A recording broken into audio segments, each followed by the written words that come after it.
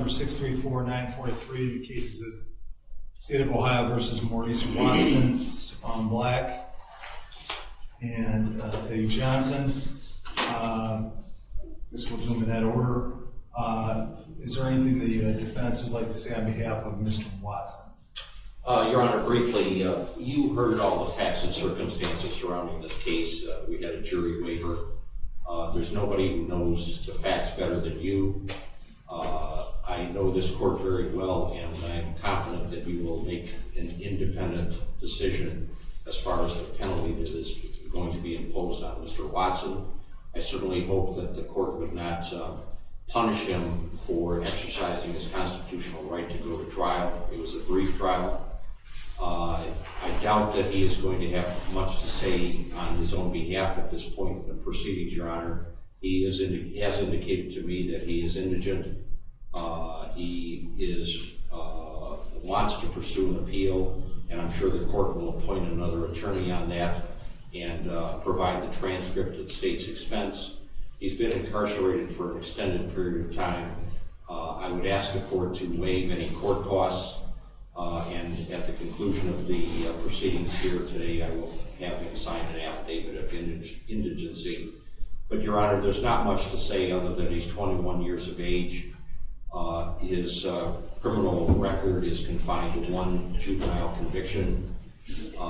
There seems to be some drug and alcohol misuse in the picture here.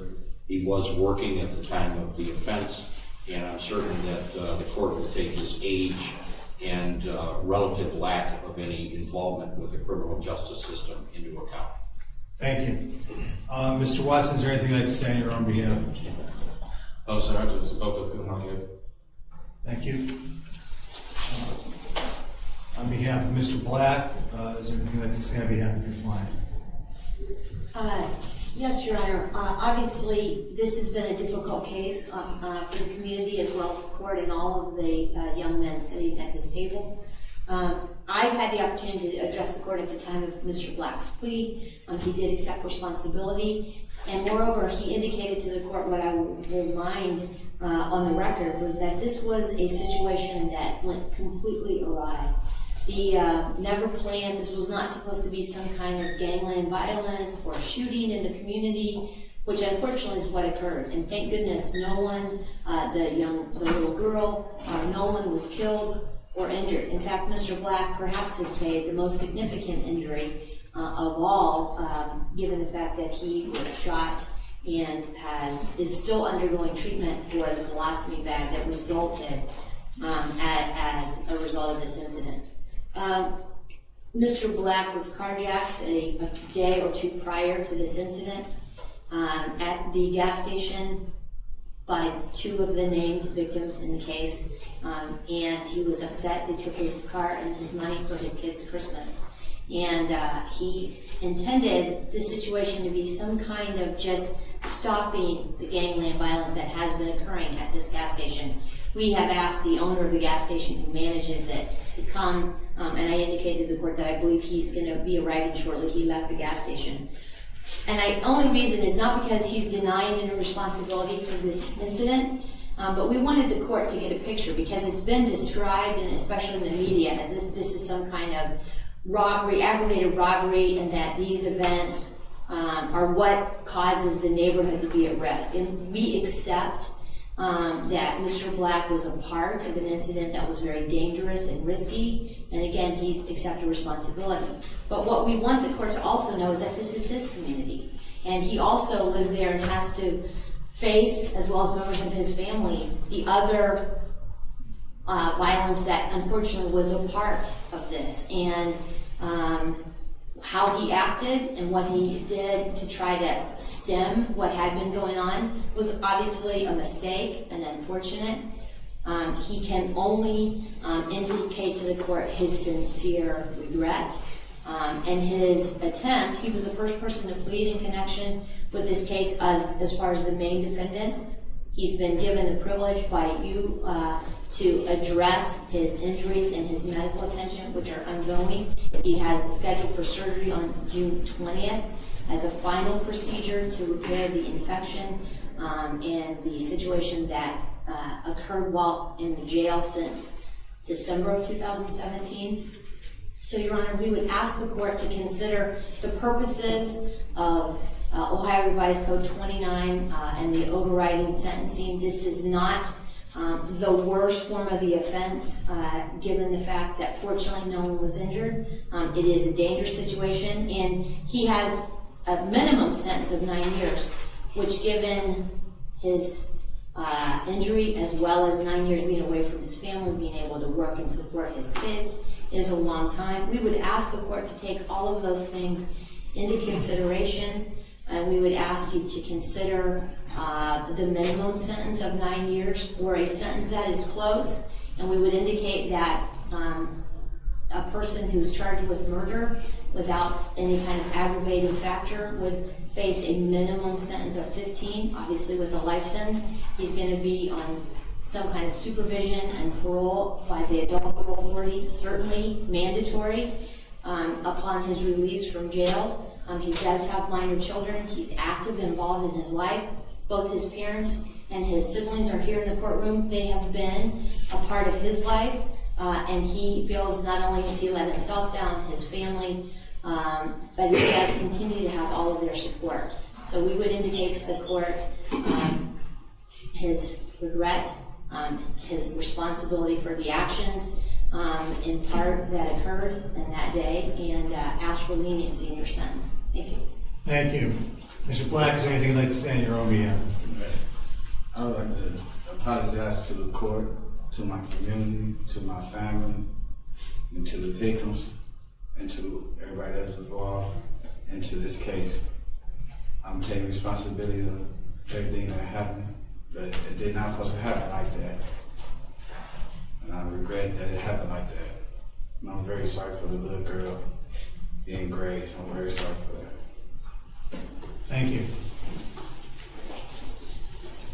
On behalf of Mr. Johnson, is there anything you'd like to say on his behalf? Thank you, Your Honor. On behalf of Mr. Johnson, I will first, Your Honor, like to incorporate, as this court is aware, I did file a sentencing memorandum on behalf of Mr. Johnson, as well as the statements that were just made by both prior counsel as it relates to the facts and how my client found himself involved in this situation. I will not belabor the point, but the court knows that this was an incident that my client echoes that definitely spiraled out of control, but the true intentions from the beginning was not to have this happen. I can tell you that I have had numerous discussions with my client over the course of this case, and I can tell you that he stands before you completely remorseful for his actions and ready to atone for his actions on that day. That is evidenced by him accepting responsibility for his actions in this case and pleading guilty and standing before you now waiting on his judgment. As far as him as an individual person, I can tell you that Mr. Johnson is 19 years old, Your Honor. He has had ties to this community and the very community in which this incident occurred for his entire life. He is a father and has strong family ties, which is evidenced by the love and support that he has for him today in the courtroom. I can tell you that it has been a very eye-opening situation for Mr. Johnson. In my discussions with him, he has relayed both his remorse and his eagerness to put this situation behind him, to show that he can be rehabilitated, and when he returns to this community, to be a productive member of the community which he loves and he grew up in. I can tell you, Your Honor, that you are very familiar with the purposes and principles of sentencing, and looking at those purposes and principles, the things that I've outlined and which were outlined in my motion, we believe weigh heavily in the fact considering in the factors into the court considering a minimum sanction or something very similar. The court is well aware that the minimum sentence in this case is 9 years. I point to the fact that Mr. Johnson is 19 years old. Your Honor, as this court is aware, these are very formative years in an individual's life. And the fact of the matter is that he is going to spend the majority of his young adult life behind bars. And I would ask that the courts to take that into consideration when imposing sanction, in understanding that he will have the opportunity to have time to sit and reflect how, in hindsight, what he should not have done is gotten himself involved in this situation, and it in fact has taken him away from his own child who will grow up without his father being present in his life. I can tell you that he's completely apologetic to all the victims involved, apologetic to the community, apologetic to his family for taking them through this, and apologetic to the court. I can tell you that throughout his time being on electronic monitor, he was completely and mostly compliant with the court's sanctions, and I can tell you that I believe Mr. Johnson, once he is finished his sentence, served his debt to society, will come out and will continue to be a productive member and show that he can be rehabilitated. We ask that the court to temper justice with mercy, to take all of the arguments that have been made today, to take what the court knows about this incident and knows about the remorsefulness of our client, to factor that into the purposes and principles of sentencing, and to temper justice with mercy and come down with the minimum sanction of 9 years. Thank you. And if I could approach with what I marked here as State's Exhibit 1, the video evidence will prove that Mr. Johnson is the person that fired the shot that struck the window where the 7-year-old girl was sitting in the car. You can see on the front of State's Exhibit 1 two pictures that are a second apart on the video where the window is shattered on the driver's side of the window. And then if you turn State's Exhibit 1 over, you see the secondary camera from the side of the building with Mr. Johnson behind the car shooting directly towards where that red vehicle is parked.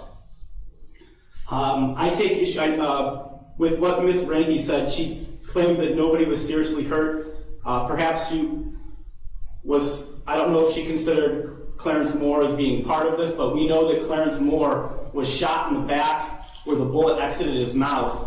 And when the police officers arrived, their testimony was they thought he was dead, but for the emergency medical services, he very well may have died. And we know that Mr. Black himself was seriously injured as a result of this matter. I don't know whether this was, the motivation here was vigilante justice, but at the end of the day, what happened was unacceptable for our community, and I hope that the court's sentence reflects that. With respect to criminal history that I'd ask the court to take into consideration, we know that Mr. Black was on post-release control on 2 different felony cases when this offense occurred. Mr. Johnson and Mr. Watson, because of their ages, do not have any prior adult felony convictions, but they had offenses of violence that they were adjudicated delinquent of as juveniles that both, one was the result of the having weapons under disability counts, and they were all firearm related as well. So the state of Ohio, in the sentencing memorandum from Mr. Black and Mr. Johnson, requested 20 years. The state of Ohio will request 25 years for Mr. Watson. The state of Ohio will concede that counts for Mr. Watson, counts 3, 4, and 9 are allied offenses of similar import and would merge within counts 1, 2, and 8 respectively, and that Mr. Watson should not receive any separate sentences for those 3 counts. I would ask this court to briefly hear from Detective Kopchak of the 5th District, who was one of the lead investigators on this case and who testified at Mr. Watson's trial. And before he speaks, I'd like to thank him and Detective Warnock for their work on this case, and the 5th District should be proud to have those 2 detectives working for them. Your Honor, I'll keep this real short. We collected over 24 shell casings. That's just what we collected. So we know that at least 24 rounds were exchanged. That is unacceptable for a busy business area such as Cleveland. This isn't Iraq. This isn't overseas. These gentlemen are not at war. They're in a busy community of Cleveland, Ohio. As you're well aware, people are leaving Cleveland in drones. Nobody wants to live in Cleveland because of the gun violence and the drug epidemic. This type of behavior is unacceptable in Cleveland, Ohio, and I would ask for you to give the maximum sentence so that this area can be safe until these gentlemen get out of prison. Thank you. Thank you. Also, we note for the record that the court received a letter from Councilor Blensek requesting that the defendants receive sentences of 39 years in prison each. Your Honor, may I just address one thing? Sure, Ms. Ranke. I respect my colleague, Mr. Rogowski, as well as the officer, and I believe what I indicated was that we're fortunate that not more serious injuries occurred. But I would indicate to the court that in the discovery and in all the conversations with my client as well as the plea, there's been no indication that my client was involved in drug trafficking and that this was not, that this was a robbery or some kind of retaliation with regard to the drug trade. I know there's been some separate commentary with regard to other defendants, but I would say on behalf of Mr. Black, again, that you have seen the video multiple times. It was shown at the plea, and I know you saw it on Mr. Watson's trial, but I would indicate to the court that what is shown on that video, first and foremost, not that Mr. Black did not have a weapon, but that when he approached the vehicle, he was shot instantly and fell to the ground. We know that happened because his blood and DNA were found right at that spot, and that the video shows him crawling away, and then obviously requiring a very serious medical attention. So he's permanently scarred. So I don't mean any disrespect.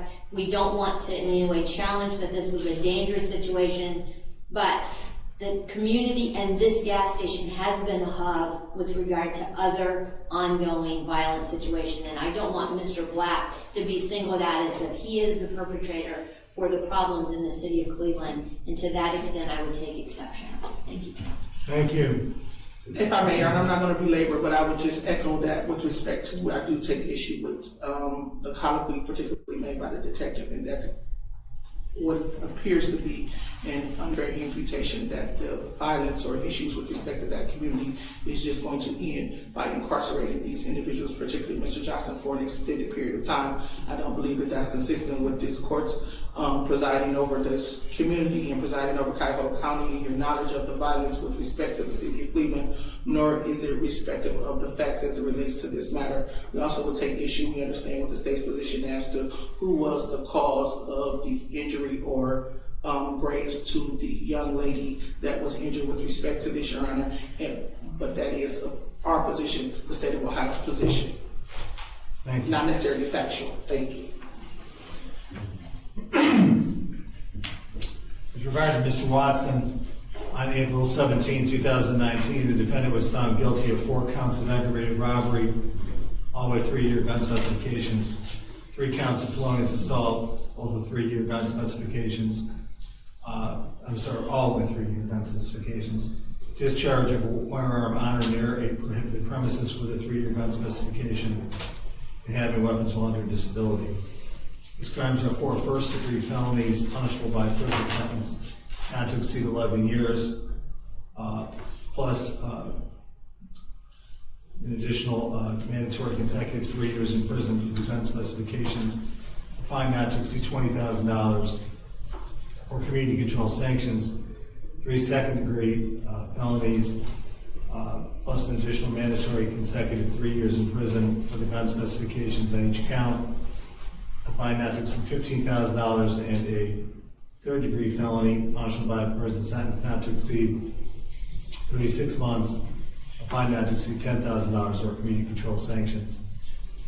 After the consideration of the record for all statements made today, the pre-sentence report, the purposes and principles of sentencing, the seriousness and recidivism factors relevant to this offense and this offender, and the need for deterrence, incapacitation, rehabilitation, and restitution. It should first be placed on the record that counts 3, 4, and 9 are all allied offenses, and we merged into count 8. Is that correct, Mr. Rudolski? 9 would merge into count 8. 9 would merge into count 8, and 3 and 4 Into merge 1 into and 1 and 2. Respectfully, yes. All right, fair enough. In disorder, the defendant served 9 years in prison on counts 1 and 2, plus an additional mandatory consecutive 3 years for the gun specifications, those terms to be served concurrently, and 7 years in prison on counts 6 and 8, plus an additional mandatory consecutive 3 years for the gun specifications, which must be served consecutively to counts 1 and 2 by application of law, and 36 months on count 13 to be served concurrently to all of the other sentences, for an aggregate total of 22 years in prison. Defendant is ordered conveyed to the custody of the Ohio Department of Rehabilitation and Corrections forthwith. Credit is granted for 192 days spent in custody in this case, prior to sentence together with future custody days, while the defendant awaits transportation to the appropriate state institution. Upon completion of the prison term, the defendant shall be subject to a mandatory period of post-release control of 5 years. For commission of a felony while on post-release control, court having jurisdiction of that new felony may extend the stated prison term for further periods not less than 9 months or more than 11 years as provided by law. You have the right to appeal your trial and the sentence. You cannot afford a lawyer. The court can appoint one to represent you. Would you like the court to appoint a lawyer in your case? Yes, sir. All right. The court will appoint Andy Baker to represent you. Court costs are hereby waived, and the transcript of your trial and to the sentencing are hereby over at state's expense. Your Honor, for the record, I would object to the imposition of consecutive sentences. Very good. Okay. Thank you.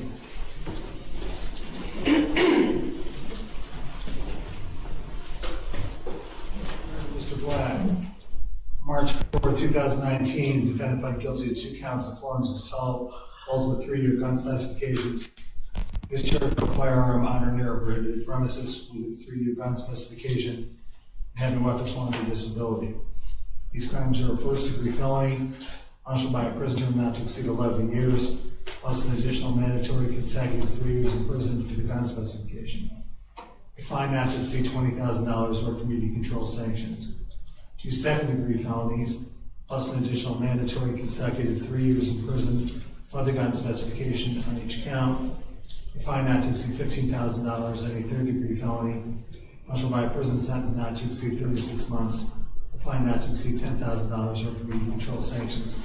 Counsel, after consideration of the record, oral statements made today, the pre-sentence report, the purposes and principles of sentencing, the seriousness and recidivism factors relevant to this offense and this offender, the need for deterrence, incapacitation, rehabilitation, and restitution is ordered. The defendant served 7 years in prison on count 6, and 7 plus an additional mandatory consecutive 3 years with the gun specification. For those terms to be served concurrently, 7 years in prison on count 10, plus an additional mandatory consecutive 3 years for the gun specification, which must be served consecutively, count 6 and 7 by operation of law, and 36 months on count 11, be served concurrently to all the other sentences, for an aggregate total of 20 years in prison. Then is ordered conveyed to the custody of the Ohio Department of Rehabilitation and Corrections forthwith. Credit is granted for 7 days spent in custody in this case prior to the sentence. Together with future custody days while the defendant awaits transportation to the appropriate state institution. Upon completion of the prison term, the defendant shall be subject to a mandatory period of post-release control of 5 years. For commission of a felony while on post-release control, court having jurisdiction of that new felony may extend the stated prison term for further periods not less than 9 months nor more than 10 years as provided by law. Court costs are hereby waived. Your Honor, Mr. Black obviously is on home detention. He has no privileges whatsoever other than medical treatment. As I indicated, you allowed him out for the specific purpose to take care of his medical issues. He has been treated. I have his medical records. I can provide them to me. He is scheduled for surgery on June 20th. We would ask that he be allowed to remain out and get that treatment at the Cleveland Clinic where he has been seen on a regular basis prior to beginning. He has not violated any term of his release, and he has been actively pursuing that medical treatment. So we would ask you to consider. He can remain here in our local jail awaiting that surgery to be done at the Cleveland Clinic. Okay, thank you.